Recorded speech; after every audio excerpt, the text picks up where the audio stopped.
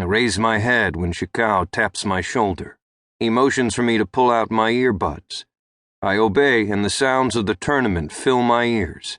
Shouts and cheers echoing off the high walls of the massive gymnasium. "Lightweight's just finished, Tate," he says, his Portuguese accent thicker than usual. "The middleweight semis are starting. You're next." His curly hair is puffed out around his head like he's been running his hands through it. My coach is more nervous than I am, but I don't know why. I've been kicking ass all day, and I'm about to do it again. "Good," I say. "It's about time." I drop my iPod into my bag, stand up and stretch, then straighten my crisp white gi and pull my black belt tight. Perfetto. One more match to win, and I'm in the finals. 10 minutes between here and there. I doubt I'll need that much, though. My goal? 5 minutes, if that. I'm gonna have this kid slapping his hand on the mat in no time. I have to. I don't want to see the look on my dad's face if I don't. This trophy might get him off my back.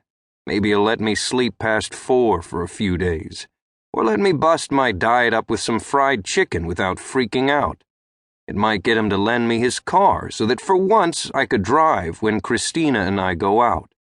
It might even get him to smile at me and tell me I'm good enough to bear the Archer family name, to carry on the Archer family responsibility, as he's always saying. But that might be expecting too much. Across the mat, watching the first middleweight semifinal match, is my opponent. His lanky arms swing back and forth, clapping in front, clapping behind. He jumps up and down on the balls of his long feet. He rolls his head on his neck.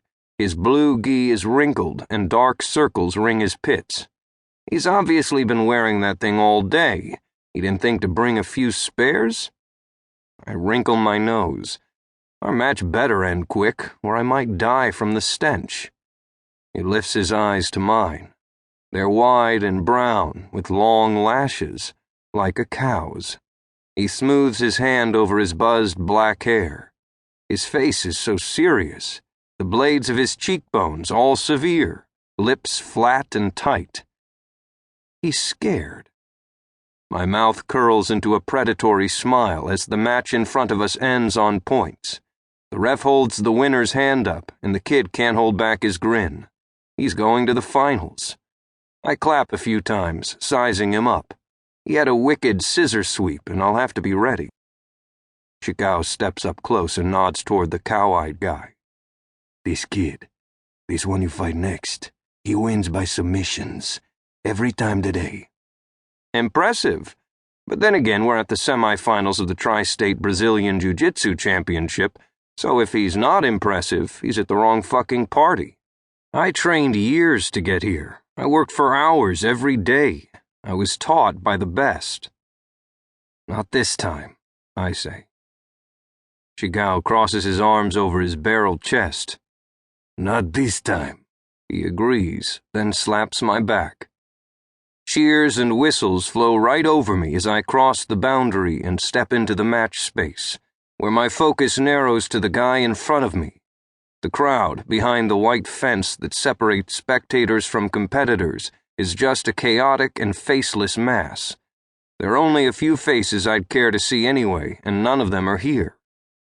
The mat ref recites all the rules I've heard a million times before, and then steps back, leaving me with my cow-eyed opponent. He's got an inch or two on me, and it's all in the legs, but my shoulders are wider, and I know exactly how to use it to my advantage. We lean forward for a quick handshake, and then it's game on. We do our little circling dance for a while, neither of us doing much but waiting for the other to do something stupid. I feint twice, and he falls for it both times before catching himself. And then I get tired of waiting. My world is the size of this mat, and it's time for some empire building. I strike at his wrist and neck, getting handfuls of his sweat-damp sleeve and collar as I jam my foot into his hip. I pull guard, dropping onto my back and bringing him down with me. He's all bent over and off balance. His fingers scrabble at my leg as he tries to walk himself.